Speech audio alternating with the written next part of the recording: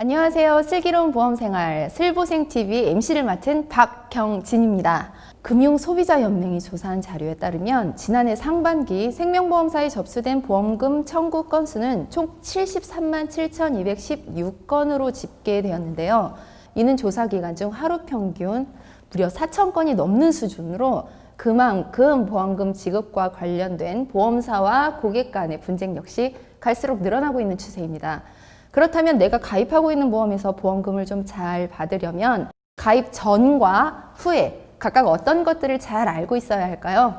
전문가 모시고 이야기 나눠보도록 하겠습니다. 안녕하세요, 전문가님. 네, 안녕하세요. 이동건 팀장입니다. 네, 보험금 청구가 이게 접수가 된다고 다 지급되는 게 아니라고 들었거든요. 우리나라 보험사들의 보험금 지급 거부 비중 과연 어느 정도 되나요?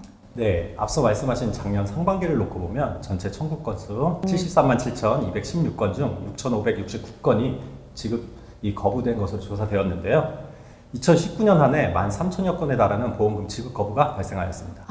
그렇다면 보험사는 도대체 왜 고객의 보험금 청구에 대해서 지급을 거부를 하는 거죠? 이게 주요한 원인이 좀 있을 것 같은데요.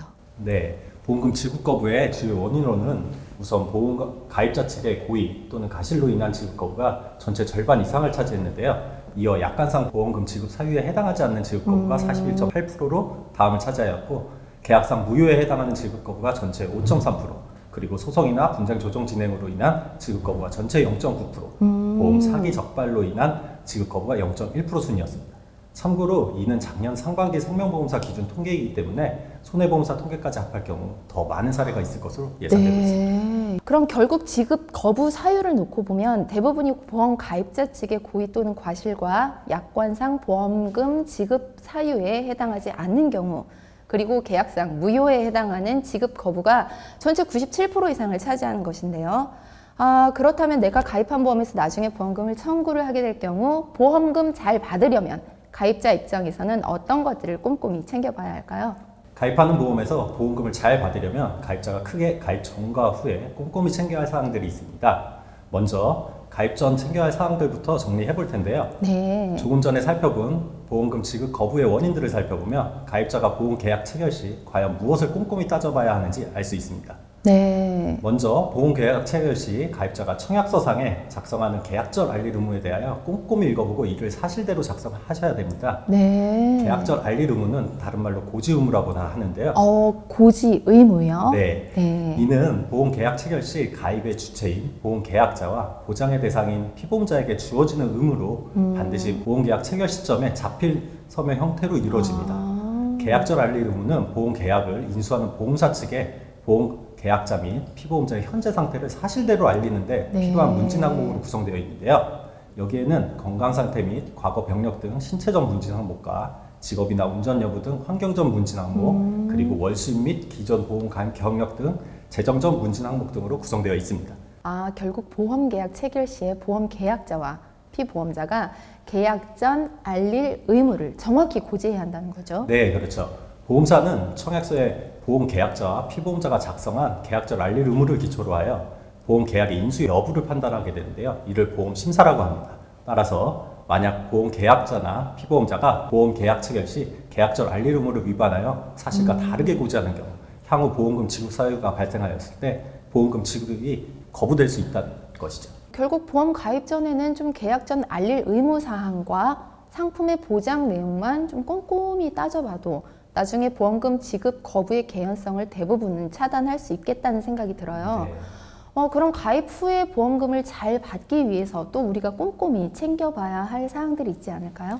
네, 가입 후에는 보험금을 원활히 수령할 수 있는 각종 제도들을 알고 있는 것이 중요합니다. 먼저 알아두셔야 할 제도가 바로 보험금 청구권 소멸 시효입니다.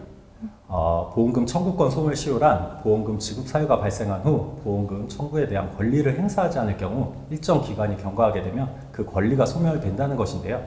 지난 2015년 3월 12일 기준으로 이전에 체결한 보험계약의 경우 보험금 청구권 소멸 기간이 2년, 그리고 이후 체결된 보험계약에 대해서는 3년이 적용되고 있습니다. 이거 살다 보면 병원에서 치료받은 후에 좀 깜빡 잊고 보험금 청구를 누락하는 경우들이 생기잖아요.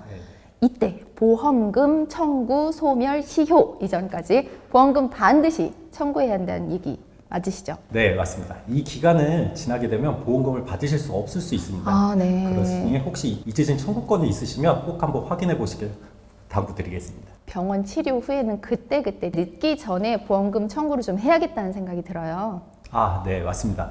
그리고 또 하나 여기서 알아두셔야 할 점은 보험금 지급 사유 발생일에 대한 기준이 지급 사유별로 상이하다는 것인데요.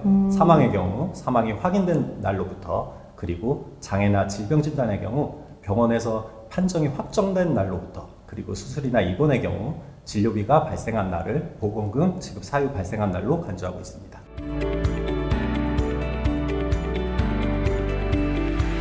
근데 저희가 이렇게 들었을 때 사실 많은 말씀 해주셨지만 정확하게 인지가 잘 안 되거나 또 이렇게 깜빡깜빡 잊게 되는 경우들이 있는 것 같아요. 네. 제 생각에는 이제 궁금하신 내용들이 있으면 사실 한 번쯤 전문가분들을 통해서 검토를 좀 받아보시면 좋겠다 하는 생각이 좀 듭니다. 네. 자, 그 밖에 보험금을 좀 잘 받을 수 있는 제도들도 있을 것 같아요. 어떤 것들이 있을까요? 예, 현재 금융감독원과 보험사에서는 보험금 청구상의 번거로움을 해소하고자 여러 편의성 제도들을 운영하고 있는데요. 알아두시면 나중에 편리하고 신속하게 보험금을 수령할 수 있는 제도들을 소개해드리겠습니다. 네. 먼저 100만 원 이하 보험금 청구 시 진단서 사본 제출로 청구가 가능한데요. 아시다시피 병원에서 입퇴원 확인서나 진단서를 발급할 때 비용이 발생하시잖아요. 때문에 보험금을 다수의 보험사에 청구할 때 발급에 소요되는 시간이나 비용이 부담스러울 수 있으시죠. 이러한 불편을 최소화하기 위하여 보험사들은 100만 원 이하의 소액보험금에 대해서는 온라인이나 모바일 앱, 팩스 등을 통하여 사본으로 증빙서류를 접수하고 있습니다. 하지만 100만 원을 초과하는 보험금 청구권에 대해서는 증빙서류의 진위 여부를 하기 위해서 여전히 원본 제출을 요구한다는 점 알아두시면 좋겠습니다. 다음 알아두시면 유효한 제도는 보험금 가지급 제도인데 보험금 청구 시 지급 심사가 지연되는 경우 보험 가입자의 비용 손실에 대한 신속한 지원 차원에서 보험사에서는 보험금 가지급 제도를 운영하고 있습니다. 이는 보험금 청구 접수 시 지급 심사가 완료되기 전이라도 보험 수익자가 신청하는 경우 추정하고 있는 보험금 지급액의 50% 이내에서 보험금 가지급을 허용하는 제도인데요. 보험금 가지급 범위 기준은 보험사마다 다소 상이하다. 아, 미리 일부 지급을 한다 이렇게 이해하면 네, 그렇게 이해하시면 네. 편하실 것 같습니다. 다음으로는 지정대리 청구인 신청 제도입니다. 이는 보장의 대상인 피보험자와 보험금 청구 주권자인 수익자가 동일한 경우, 만일 고객이 스스로 보험금 청구를 할 수 없는 사고나 질병에 노출되었을 때 지정된 대리인을 통하여 보험금을 청구할 수 있는 제도인데요. 보험계약 체결 시점뿐만 아니라 가입 후에도 지정대리 청구인을 신청할 수 있습니다. 어쨌든 내가 직접 꼭 반드시 가야 되는 건 아니니까 참고하시면 좋을 것 같습니다. 마지막으로 만기보험금을 별도 청구 없이 자동으로 수령할 수 있는 제도를 소개해드리겠습니다.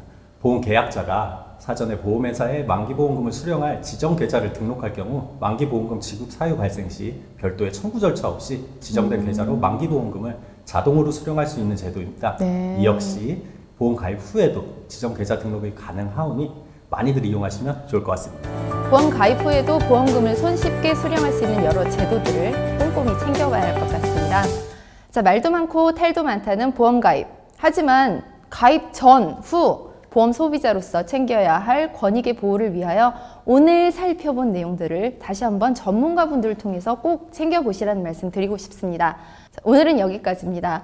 보험 가입 전, 후의 사항들에 대해서 더 궁금한 게 있으신 분들은요, 전화나 톡 남겨주시면 자세한 상담 도와드리도록 하겠습니다.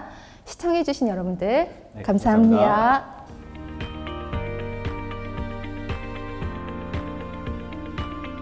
이 내용이 좋으셨다면 구독 좋아요 부탁드립니다.